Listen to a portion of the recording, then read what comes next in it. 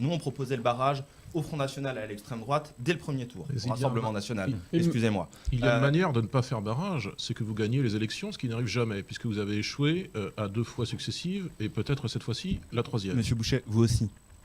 Vous n'avez jamais gagné une élection présidentielle. Nous progressons, monsieur, avec une qualification nous au second progressons tour, aussi. qui n'était pas progression des deux côtés. en suffrage, mais pas au point, hélas pour vous et tant mieux pour nous, de vous qualifier au second tour de l'élection présidentielle. Alors bien sûr, vous pouvez arguer que les institutions ne sont pas les bonnes, mais enfin, je crois que ce ne sont pas les règles qui sont inadéquates, je crois que c'est le peuple qui ne vote pas assez, et tant mieux d'ailleurs pour vous.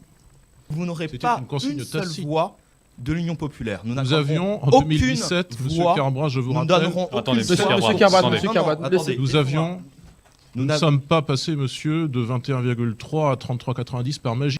7% des électeurs de M. Mélenchon se sont reportés sur Marine Le Pen en 2017. Et 93 ont fait un autre choix. Et 93 ont fait un autre choix, dont l'abstention différentielle, d'ailleurs, qui finalement n'avantage pas tant M.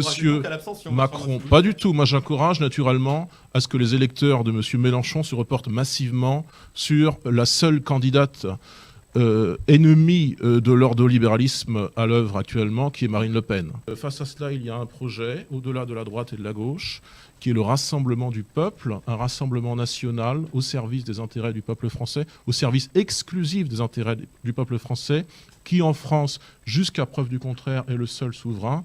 Et la femme qui porte ce projet, c'est Marine Le Pen.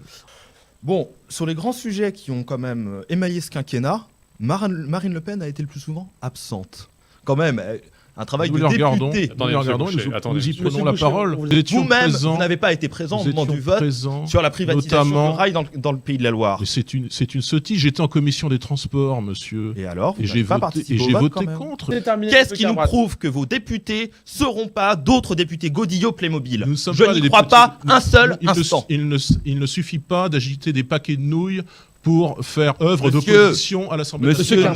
Monsieur Carbras, laissez terminer. Attendez, oui, c'est un échec, mais nous sommes très très fiers.